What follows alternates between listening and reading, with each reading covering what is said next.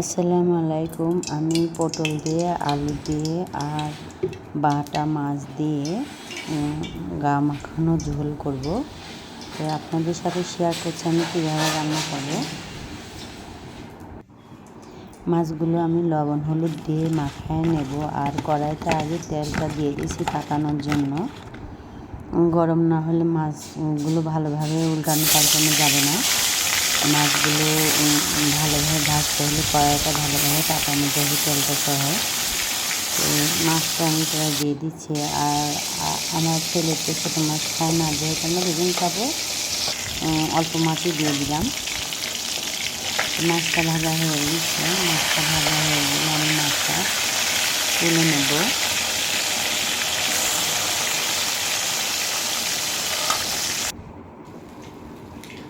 মাছটা হয়ে গেছে। ওই কড়াইয়ের পাড়ে আমি টমেটো আর পেঁয়াজ দিয়ে ভালোভাবে নেড়ে নেব। টমেটো নাড়া হয়ে গেলে আমি লবণটা দিয়ে নেব। লবণটা দিলে তাড়াতাড়ি পেঁয়াজটা আর টমেটোটা ভালোভাবে ভাজা হয়ে যাবে। আমি লবণটা দিয়ে মশলাটা দিয়ে নেব। আমি অনেকগুলো মশলা বাড়ছি, পুরো মশলাটা দেবো না, কিছুটা রেখে দিচ্ছি আরেকটা তরকারি করার জন্য। তো আমি সাথে ধনিয়ার গুঁড়ো, হলুদের গুঁড়ো আর মরিচের গুঁড়োটা দিয়ে নেব। দিয়ে ভালোভাবে মশলাটা কষায় নেব।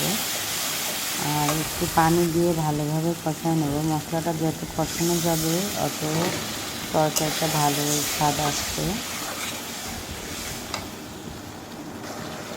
তো মশলাটা আমার দেখেন ভালোভাবে কষানো হয়ে গেছে। আমি তরকারিটা দিয়ে নেব। চিকন চিকন করে কেটে নিয়েছি, যেহেতু বাটা মাছটা চিকন চিকন, আমি পটলটা ওই সাইড ধরেই কেটে নিয়েছি আলুটা দিয়ে আর পটলটা দিয়ে।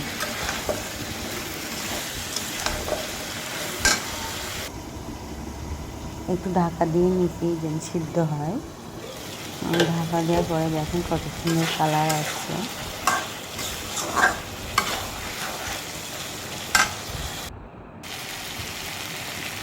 ভালোভাবে কষানো হয়ে গেছে, পানিটাও শুকিয়ে গেছে। তো ভালোভাবে কষানোর পরে আমি পানি ঝোল দিয়ে নেব।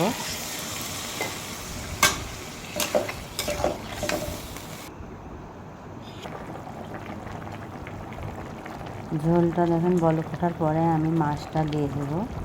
মাছটা দিয়ে ভালোভাবে আমি জাল করে নেব। দেখুন পানিটাও গা মাখা হয়ে গেছে। আমার ডিপে থোয়া ধনে পাতা ছিল, আমি ধনে পাতাটা দিয়ে সার্ভ করে নিলাম। এই যে আমার রেসিপি। ভালো লাগলে লাইক দিন। আল্লাহ হাফেজ।